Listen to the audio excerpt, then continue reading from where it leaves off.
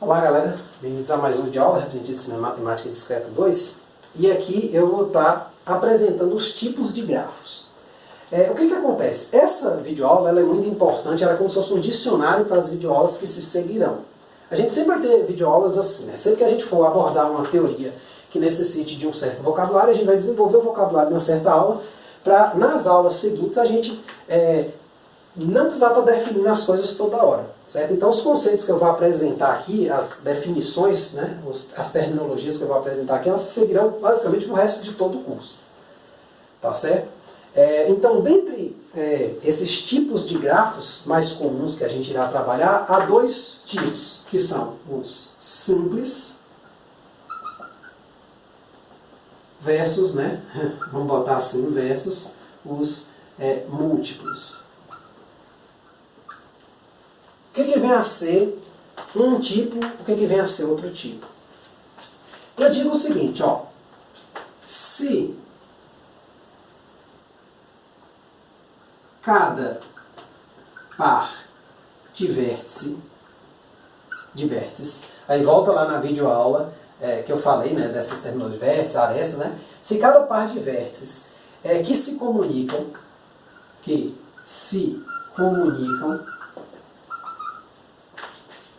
diretamente, né? Se cada par de vértices se comunica diretamente, o fazem por meio de uma única aresta, esse grafo, né, teremos um grafo simples. Do contrário, teremos um grafo múltiplo, que a gente chama assim, né? Múltiplo, ou multigrafo. Certo? Para não falar em grafo múltiplo, a gente fala apenas a palavra multigrafo. Então vamos pegar aqui alguns exemplinhos para a gente ver, tentar enquadrar em qual caso. Então, ó, imagine, vou pegar aqui dois exemplos para a gente estudar. Então, imagine aqui um certo grafo H, já até conhecido da gente.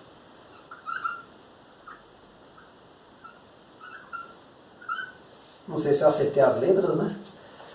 Vamos escrever aqui e vamos pegar aqui um certo grafo. Quer dizer, vamos considerar logo, né? Esse grafo aqui, não, no caso vamos chamar ele de G, né? Pronto, G. Esse grafo aqui, ó, observe o seguinte, o que ele está dizendo? Cada par de vértices que se comunica, por exemplo, A se comunica com B diretamente, se comunica diretamente, mas A se faz só por uma aresta? Sim. A se comunica com B apenas por essa aresta, que é a aresta AB. A mesma forma, B para C, B para D, D para E para A, ou seja, todas as arestas. Então, nesse caso aqui, eu tenho um grafo simples. Certo? Agora, imagine, isso aqui, eu não sei se você vai se lembrar, foi um modelo que eu dei numa videoaula passada sobre a forma de comunicação que eu tinha entre bairros de uma cidade, onde se houvesse uma aresta ligando o bairro A com o bairro B, era porque eles fazem fronteira um com o outro.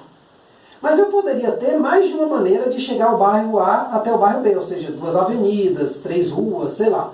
De alguma forma, ou seja, se eu pegasse esse grafo aqui agora e olhasse ele assim, ó, um grafo H,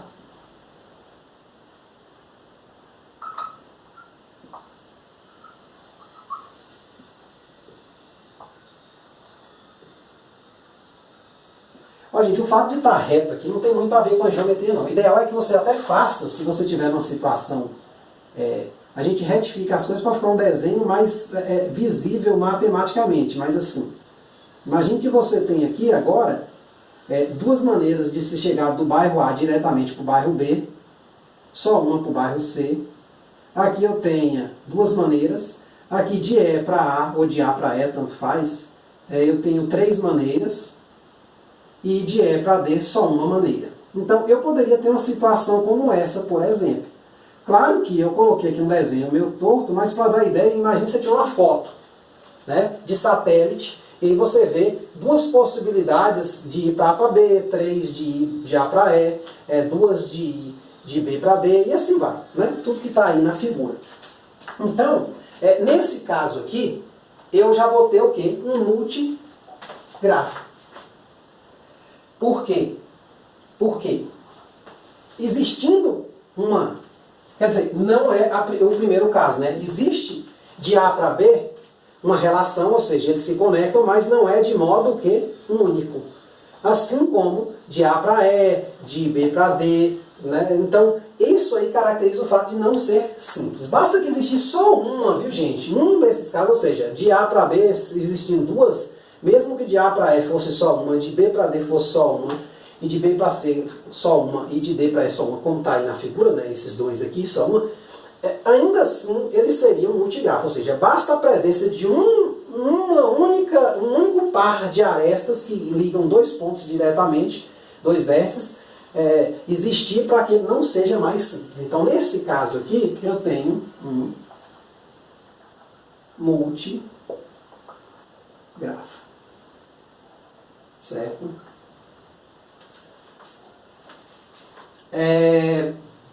O que acontece? Existe um conceitozinho interessante que é o de loop. O loop ele não é um tipo de grafo. Eu vou até colocar ele aqui, vou até abrir um parêntese aqui. O que é um loop? Uma estrutura, seria uma aresta, né? A grosso modo seria uma aresta que liga um vértice a ele próprio. Depois eu vou dar aplicações do que poderia ser um loop na prática, né? Mas essencialmente, ó, imagine aqui que eu tenho a seguinte, nesta minha cidade,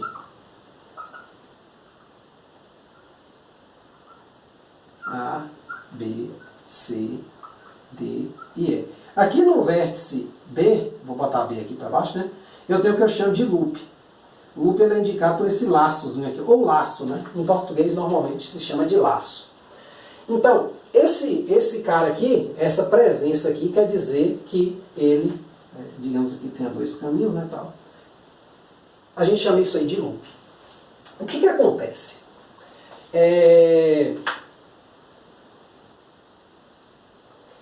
Na prática, o que seria mais ou menos um loop? Né? Vamos tentar reproduzir esse mesmo grafo aqui de cima, ó. Essa situação de eu ter um multigrafo, ó.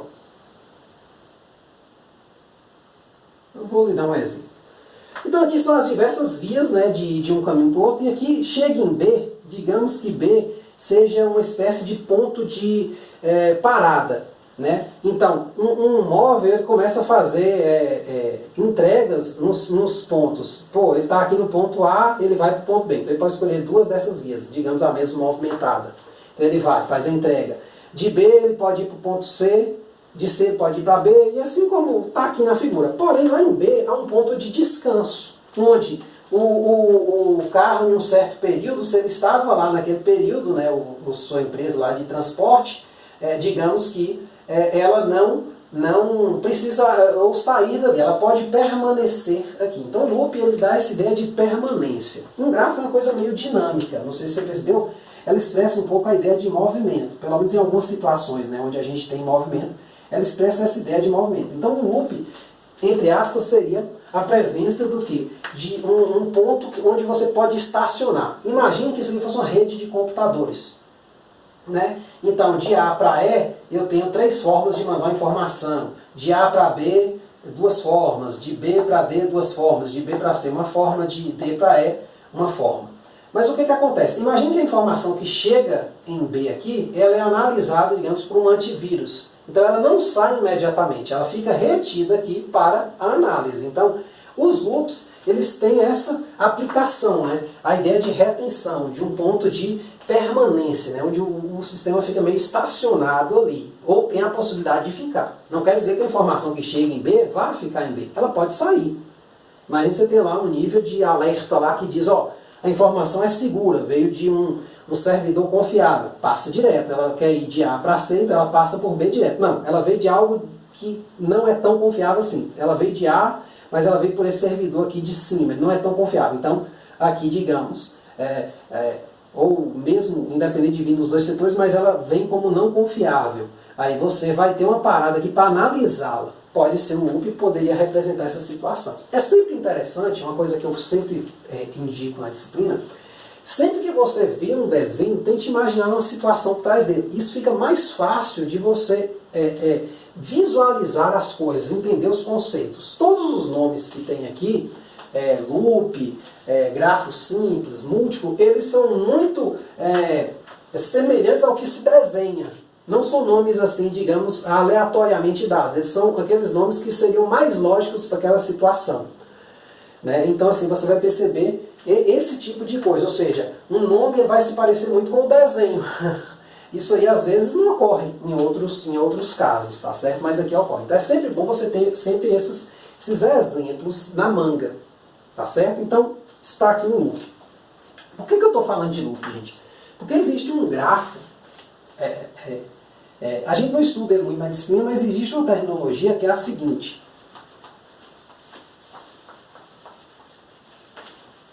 Que é a de pseudografo.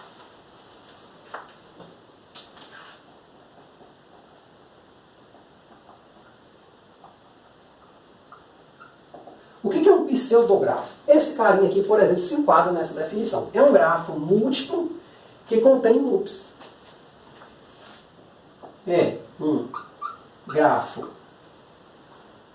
múltiplo contendo loop.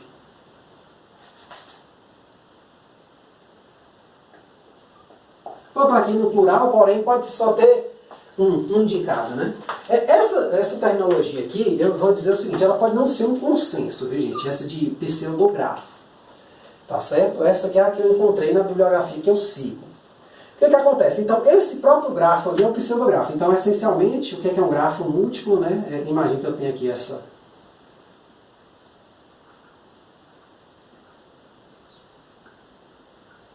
Né? Aqui é múltiplo e digamos que nesse vértice aqui ele tenha um loop. No vértice dele tem um certo loop. Então, ele se enquadra na ideia de pseudografo.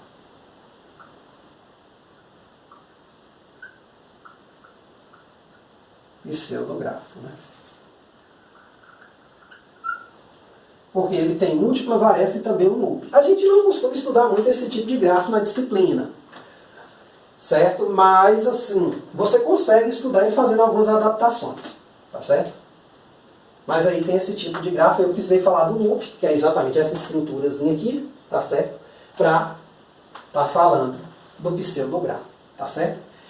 Outro grafo muito importante que a gente estuda é o que a gente chama, eu vou apagar aqui para colocar, né, que é o último caso que a gente vai estar tratando, quer dizer, basicamente o último, é o grafo orientado.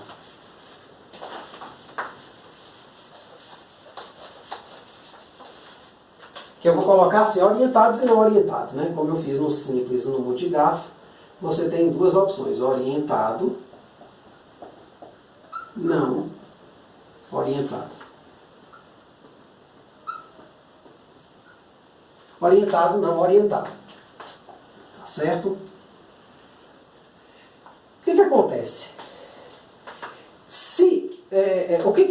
Imagine, antes de dar esse conceito aqui, imagine que você está numa cidade e que suas vias sejam todas mão única. Quer dizer, você não pode ir de por exemplo, dado aqui um ponto A e um ponto B, digamos, duas casas numa mesma rua, você não poderia ir, por exemplo, nos dois sentidos com o seu carro. Digamos que você só poderia ir neste sentido aqui, nessa rua. Então, isso aqui é o quê? É o que se estabelece, como a gente diz, a orientação. Aqui existe um vértice que a gente chama de inicial e aqui existe um vértice final. Normalmente, quando o grafo não é orientado, a gente diz que os vértices são finais um do outro. Quer dizer, se não houver orientação, esse é final desse e esse é final desse aqui. Tá certo? Então, essencialmente, o que vem a ser um grafo orientado? Então, um grafo G de VE, de novo aquela mesma notação, né? Conjunto de vértices e aresta, ele é formado por esse par, né? É dito, né? Orientado, se todas as suas arestas, né? Se todas suas arestas apresentarem uma orientação.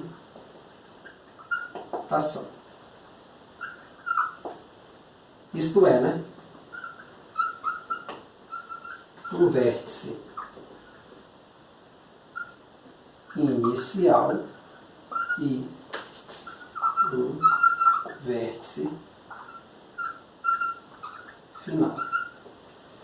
Aí eu vou ter o não orientado, é exatamente o complementar total dessa coisa. Não é bem o complementar, mas assim, seria uma negação dessa coisa, mas no sentido de, não uma negação total, mas se eu não tiver orientação nenhuma, caso todas as arestas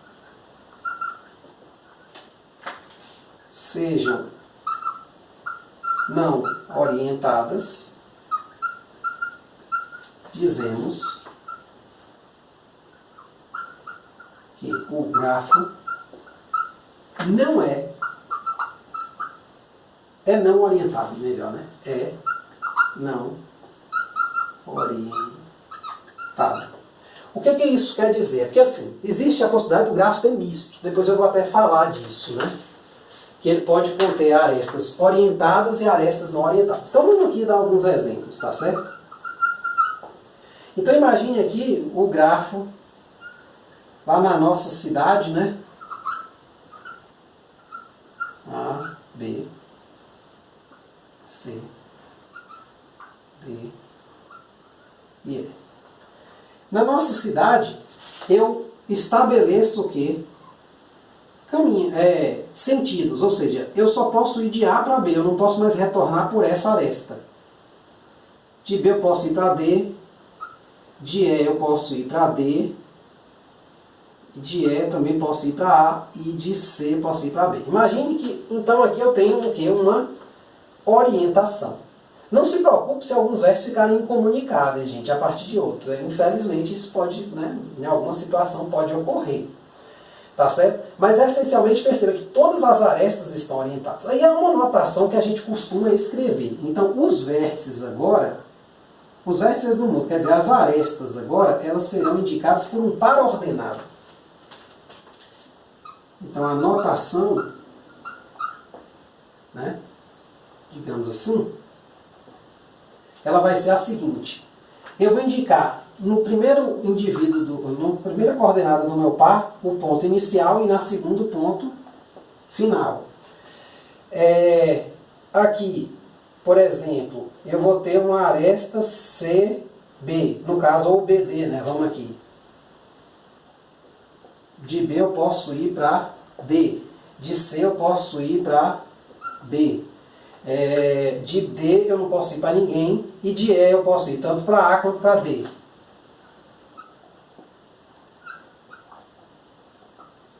Então, neste caso, desta notação do par ordenado,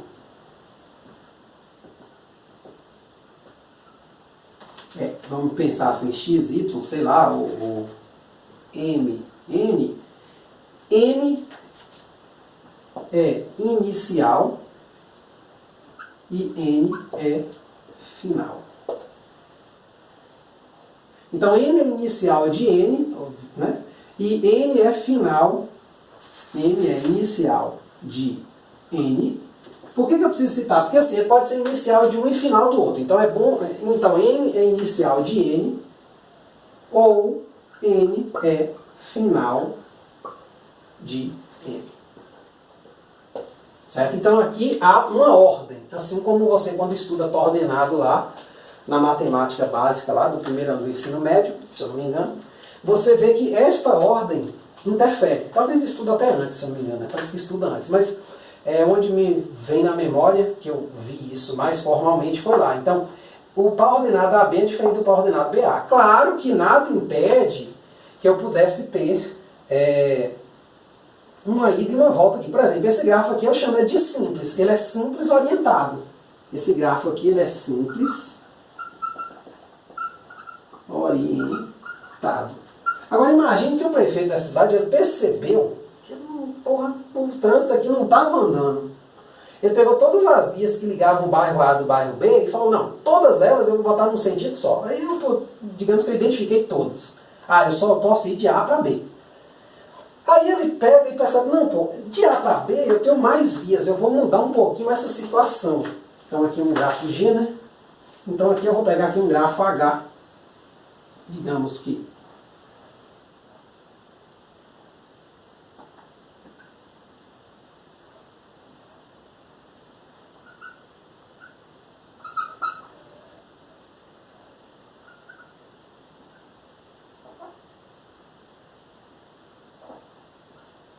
digamos isso aqui. É a situação minha. Então agora eu estou na meus bairros A, B, C, D, e eu tenho mais vias, aí eu falo, não, vamos facilitar aqui a vida. Ó. Aqui vamos botar duas. Né? Eu posso ir por essa via aqui, ir no sentido AB, por essa outra via aqui, retornar, por essa via aqui no sentido AE, por essa outra via, continuar no sentido AE e por essa aqui, retornar. Certo? Por essa aresta aqui, né? No caso eu estou chamando de via, mas a gente sabe que dentro da disciplina essa via se chama aresta. E aqui eu posso, no sentido BD, por essa aqui, e no sentido DB, por essa aqui. A mesma coisa de B para E, eu estabeleço dois sentidos. E aqui, para C, infelizmente, C é um ponto que, digamos, é a penitenciária do local. O cara vai, não volta. É o bairro lá onde tem a penitenciária. Tá certo? Então, o cara que foi, não volta tão cedo, né? Então, o que acontece? Nesse caso aqui, eu tenho um grafo múltiplo, né? Porque eu tenho mais de uma aresta indo para o ponto, né? Orientado. Agora aqui tem um problema assim, que é o seguinte, ó. Eu até posso colocar AB e BA para esse caso, mas nesse caso aqui eu já não consigo botar mais AE, porque eu tenho duas possibilidades para E e EA, tá certo? Então, o que aconteceria aqui? Aí é comum eu enumerar as arestas, por exemplo, essa aqui sendo é 1, essa aqui sendo é 2, essa sendo é 3, essa sendo é 4, é 5, é 6, é 7, é 8, é 9, é 10. Então aqui eu teria um grafo múltiplo orientado, digamos assim. E você tem um último caso que seria um grafo misto. Eu não sei se você percebeu, mas na cidade de modo geral, numa grande cidade de modo geral, você tem a parte orientada da cidade e a parte não orientada que é, digamos, dentro do bairro. Então você poderia ter o que a gente chama de um grafo misto. Certo? Que ele não é nem orientado nem não orientado. Então imagine aqui.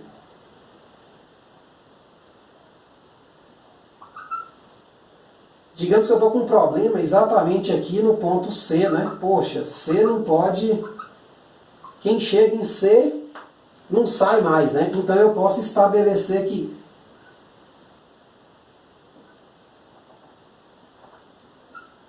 Para C não tem mais orientação. Eu posso continuar com todas as orientações aqui.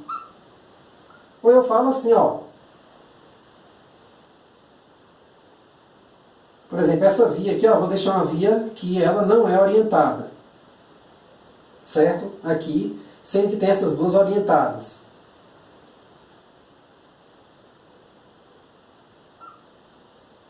Então, assim, é um grafo misto, né? Você pode ter outras terminologias, gente, e até outros livros usarem outra coisa, até às vezes entrar um pouco em conflito com o que está aqui, ou usar uma palavra diferente. Então, mas nesse curso que a gente vai estar vendo, né, nessas videoaulas e nas aulas que se seguirão, a gente vai estar usando essa terminologia aqui. Mas, não sei se eu comentei no início da aula, a gente não costuma trabalhar com todos esses tipos de gráfico que a gente citou aqui. Por exemplo, a gente não trabalha muito com, assim, muitas aplicações com loops. Assim, a teoria, pelo menos do livro que eu sigo, ela não é assim tão focada nessa parte. Ela trabalha essencialmente com dois tipos básicos, os grafos simples, orientados ou não. certo? Então, o multigrafo, qual é a ideia que a disciplina diz? Ela pega assim, ó.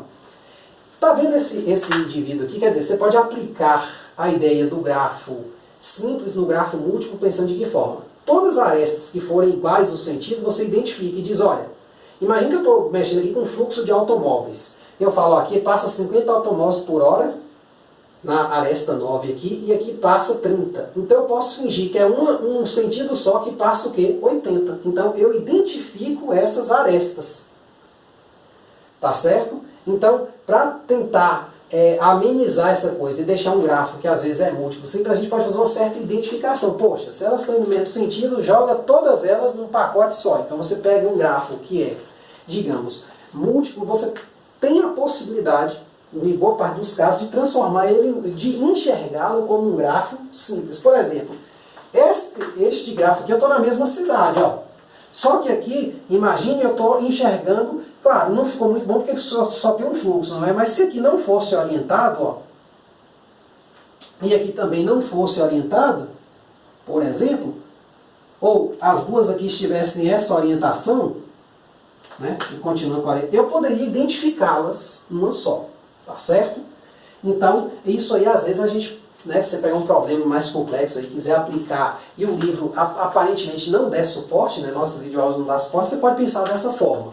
Você pode estar juntando arestas que são muito parecidas. Digamos assim, poxa, elas ligam o vértice, quer dizer, o que a gente chama de identificação, né? Elas ligam dois vértices e no mesmo sentido. Então, teoricamente, você pode chegar e juntar elas. Se elas são fluxo de automóveis, por exemplo, você pode somar esses fluxos e dizer, olha, aqui é como se fosse uma grande avenidona que passam, ao invés de 30 em uma e 50 na outra, 80. Então você pode estar fazendo essas manipulações. Embora os livros eles são muito presos, né, eles não costumam considerar muito isso. Mas talvez durante a videoaula eu esteja comentando algum probleminha mais interessante aí, mais perto da realidade.